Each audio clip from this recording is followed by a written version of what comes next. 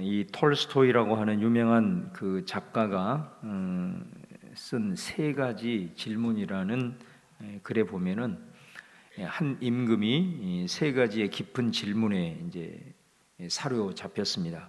그 첫 번째가 뭐냐면 인생에서 가장 중요한 시기는 언제냐? 두 번째는 인생에서 가장 중요한 사람은 누구냐?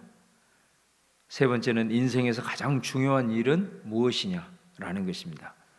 답을 얻기 위해서 주위에 많은 사람들의 의견을 듣고 또 대화를 했지만 좀 만족할 만한 그런 결과를 얻지를 못했습니다. 그래서 임금은 깊은 산골에 숨어 사는 이제 지혜자를 찾아갔습니다. 그런데 그 지혜자는 임금을 보고도 묵묵히 이 밭을 갈고 있을 뿐 도무지 대답이 없는 것입니다. 이제 그런 찰나에 숲속에서 피투성이가 된 한 사람이 달려오더니 임금 앞에 쓰러졌습니다. 놀란 임금이 그를 안아주고 또 정성껏 치료를 해준 거예요. 근데 알고 보니까 이 청년은 평소에 임금의 큰 불만을 품고 기회가 닿는 대로 임금을 죽이려고 했던 것입니다. 그러니까 이것을 수상히 여긴 경호원들에게 들켜가지고 싸우다가 칼에 찔려서 도망쳤는데 하필이면 임금 앞에 쓰러지게 된 겁니다. 자, 그런데 이 임금은 정성스럽게 그를 치료해 주게 되고 그것에 감동을 해서 이 청년은 아주 충성스러운 그런 신하가 되겠다고 다짐을 했다는 것입니다. 근데 이 광경을 지켜본 그 지혜자가 비로소 입을 열었습니다. 임금님, 여기에 답이 있습니다. 첫 번째 가장 중요한 시기는 바로 지금이고 가장 중요한 사람은 지금 대하고 있는 바로 그 사람이고 가장 인생의 중요한 일은 지금 나와 함께 있는 사람에게 지금 최선을 다해서 사랑을 베푸는 일입니다. 이렇게 말을 했다는 것입니다. 우리 인생에 있어서 가장 중요한 시기, 또 가장 중요한 사람, 가장 중요한 일의 공통점은 지금입니다. 지금. 6월 한 달 동안에도 가장 중요한 것을 얻는 우리 성민의 모든 가족들이 다 되시기를 주님의 이름으로 축원합니다. 우리가 이 고린도전서는 바울 서신이라고 하는데 이 바울 서신 이 편지를 읽어보면 일반 편지가 그렇듯이 먼저 항상 편지를 보내는 사람이 자신을 이제 소개를 합니다. 그리고 소개를 하고 난 다음에 편지를 받은 수신인을 언급을 하죠. 오늘 말씀에도 보면 보내는 사람을 사도로 부르심을 받은 바울, 그다음에 형제 소스데네 이렇게 얘기를 하고 수신인을 가리켜서 고린도에 있는 하나님의 교회, 그러면서 그 교회를 뭐라고 표현을 하냐면 그리스도 예수 안에서 거룩하여지고 성도라 부르심을 받은 자들 이렇게 말씀을 하고 있습니다. 너무나도 당연한 거죠. 교회는 그리스도 안에서 거룩하고 구별된 공동체고 또 더 나아가서 그 교회를 이루고 있는 성도들도 그 성도라는 이름 자체가 거룩한 무리들 그런 뜻 아니겠습니까? 특별히 이 교회를 언급을 하면서 또 성도들을 언급하면서 계속해서 이 거룩이라는 말을 특별히 바울이 고린도 교회를 지칭하면서 사용을 하고 있어요. 그러니까 이거는 어떻게 보면 우리가 고린도전서를 이렇게 쭉 읽어보면 의도가 있는 그런 표현이라고 할 수가 있습니다. 다시 말하면 결론적으로 얘기를 하면 고린도 교회는 거룩하지 못했다 이 말이에요. 그리고 고린도 교회 성도들은 구별됨이 없었어요. 그러니까 고린도 교회를 읽어보면 교회가 이럴 수도 있구나. 그래서 어떤 학자는 참 고린도 교회가 있어서 고맙다 그런 표현을 합니다. 왜냐하면 현대 교회의 문제들이 고린도전서에 다 나와 있기 때문에 그렇습니다. 그래서 고린도 교회가 있어서 우리로 하여금 반면교사를 삼아서 우리가 거룩한 공동체를 품고 회개하고 돌이킬 수 있는 반면교사가 될 수 있어서 고맙다 이제 이런 표현을 하고 있어요. 그렇기 때문에 이런 교회를 향하여 특별히 이 예수 안에서 거룩하여지고 또 구별된 성도로 부르심을 받은 이런 표현은 어떻게 보면 바울이 그 교회가 지금 그렇다는 것이 아니고 이 편지를 통해서 그 교회가 이런 교회로 또 이런 성도로 되기를 원한다라고 하는 이 바울의 간절한 마음이 사실은 담겨 있다라고 볼 수가 있습니다. 사실은 이 바울 서신을 읽어보면 일반 당대의 이렇게 서신과는 상당한 차이가 나타나는 것 중에 하나가 뭐냐면 바울 서신은 독특한 내용을 한 가지를 기록하는데 항상 감사의 내용이 나오고 있습니다. 이 보통 사도 바울이 서신서에서 이렇게 감사를 할 때 그 감사의 대상은 이제 물론 하나님이세요. 하나님이십니다. 내가 하나님께 감사한다.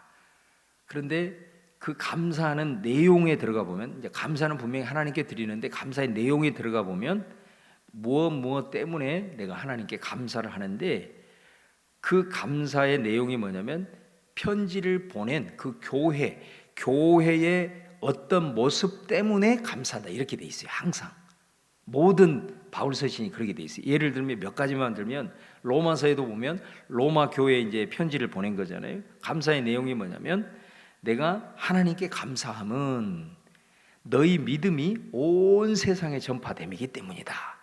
그러니까 이 로마 교회의 믿음이 얼마나 아름다운 믿음이었느냐면 이 믿음이 많은 사람들에게 아름다운 믿음의 본으로서 전파가 되는 것에 대해서 너무 감사해서 하나님께 감사한다 이렇게 얘기를 하고 있어요. 에베소 교회도 보면은 1장 15, 16절에 뭐냐면 내가 감사하기를 그치지 않는데 그 감사의 내용이 뭐냐면 너희의 믿음과 모든 성도를 향한 사랑을 나도 듣고 그렇게 얘기를 하고 있는 거죠. 그러니까 에베소 교회의 믿음 그리고 그 성도들 안에서의 서로 사랑하는 이 모습이 바울이 듣고 너무 감동을 해서 이 너희의 그 모습을 인하여 내가 하나님께 감사를 그치지 않는다. 빌립보 교회에도 편지를 보내면서 뭐라고 얘기냐면 내가 하나님께 감사함은 너희가 첫날부터 이제까지 복음을 위한 일에 참여하고 있기 때문이다 이렇게 말을 하거든요. 그러니까 빌립보 교회는 좀 특별한 교회이지 않습니까? 바울이 잠시 멈추었다가 떠나였음에도 불구하고 바울을 계속해서 선교 후원을 했던 아주 그래서 그런 그 복음에 참여한 너로 인해서 내가 너무너무 감사한다. 골로새 교회도 마찬가지. 골로새 교회 편지를 보내면서도 내가 아버지 하나님께 감사함은 너희 믿음과 모든 성도에 대한 사랑, 그 다음에 특별히 너희들이 하늘에 쌓아둔 그 소망의 소식으로 인해서 내가 너무너무 감사한다. 그러니까 이처럼 바울이 각 교회에게 이렇게 편지를 보낼 때는 하나님께 항상 앞부분에 이렇게 감사의 내용이 나와요. 그 대상은 하나님이신데 그 감사의 내용은 그 교회에 감사할 제목을 가지고 하나님 앞에 감사를 올려드리고 있는 거예요. 자, 그런데 이 고린도 전서에도 감사의 내용이 나옵니다. 감사의 내용이 나오는데 4절에 보면은 그리스도 예수 안에서 너희에게 주신 하나님의 은혜로 말미암아 내가 너희를 위하여 항상 하나님께 감사한다. 자, 보세요. 항상 하나님께 감사한데 무엇 때문에 감사하냐면 하나님의 은혜로 감사한다. 고린도 교회의 어떤 모습 때문에 감사한 게 아니고 오늘 4절을 딱 시작하면서 하나님의 은혜로 말미암아 감사한다 이렇게 얘기를 하는 거예요. 그러면서 하나님의 은혜로 그들이 어떻게 되었느냐 5절 말씀에 보면은 고린도 교회 안에 언변과 지식이 풍족하였다 이렇게 말을 합니다. 이것을 이루신 분이 누구냐면 하나님의 은혜로 말미암게 되었다. 그 다음에 6절에도 보면 그리스도의 증거가 견고하게 되었다. 그러니까 이 말은 그들이 예수 그리스도의 증거를 견고하게 하였다가 아니에요. 이건 뭐냐면은 하나님께서 견고하게 하셨다 이렇게 표현을 하는 거예요. 하나님께서 그리스도의 증거를 너희 가운데 견고하게 하게 하셨다 이렇게 말을 하고 있고 7절에도 보면은 모든 은사에 부족함이 없다. 고린도 교회는 은사로 충만한 교회 아니었습니까? 근데 그 은사로 마지막 날까지 예수님을 기다리는데 8절에 보면은 뭐라고 얘기하냐면 주님께서 그들을 끝까지 붙들어 주신다 이렇게 얘기를 하죠. 또 9절에도 보면은 하나님이 신실하게 그들과 교제하신다 이렇게 말을 하고 있습니다.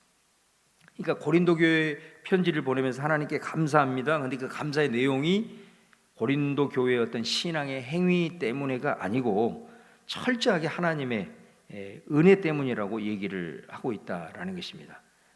바울이 왜 이렇게 고린도 교회에 대해서 좀 칭찬하는 것이 인색할까? 서두에서 말씀드린 그런 이유입니다. 사실은 고린도 교회는 어느 교회보다도 하나님께 감사할 수 있는 조건이 참 충만한 그런 교회였습니다.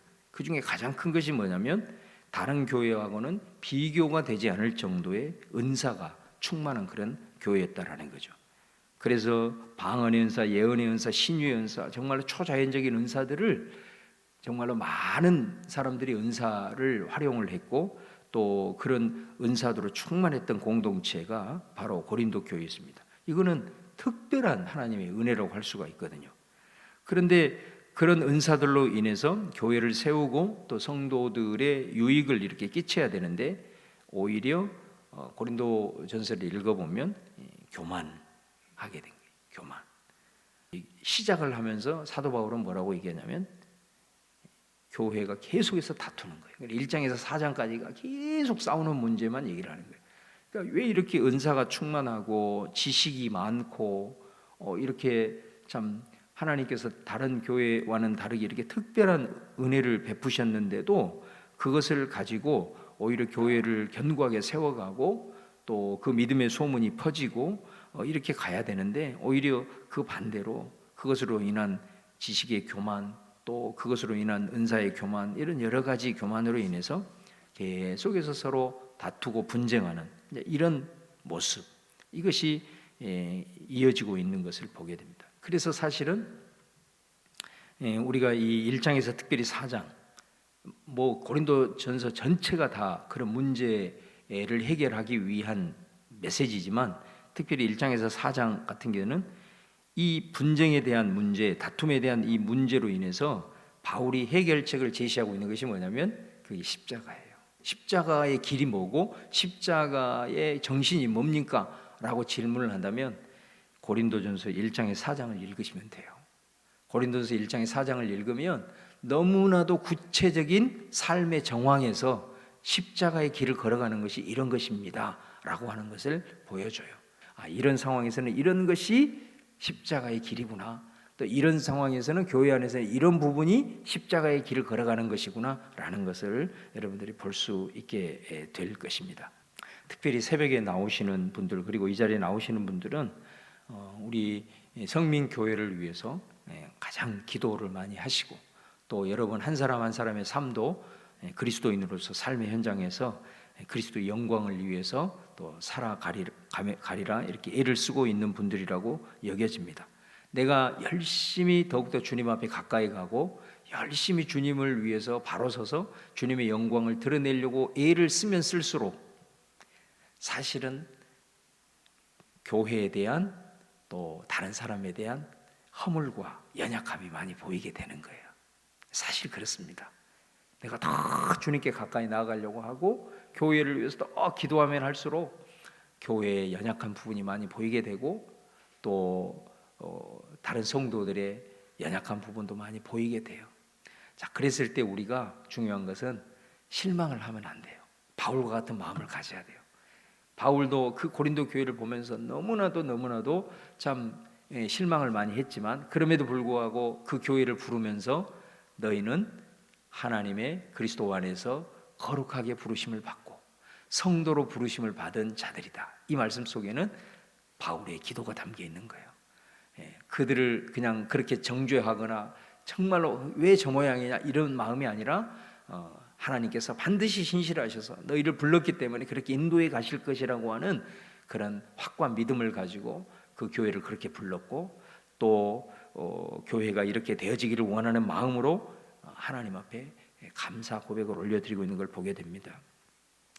우리 교회를 여러분들이 또 속해 있으면서 또 우리 성도들과 함께 이렇게 어울리면서 여러 가지로 부족하고 또 부족한 부분들이 있지만은 바라기는 그것에 실망하기보다는 우리를 변화시켜서 더욱더 든든한 공동체로 세우고 믿음의 소문이 퍼지는 교회로 세워주시고 또 그것을 통해서 많은 복음의 역사를 이루는 그런 교회로 세워진다라고 하는 그런 소망과 믿음을 가지고 더 교회를 위해서 기도하고 또 교회에 속해 있는 우리 한 사람 한 사람을 통해서 또 그런 아름다운 주의 역사들이 일어나는 그런 6월 한 달이 될 수 있기를 주님의 이름으로 축원합니다.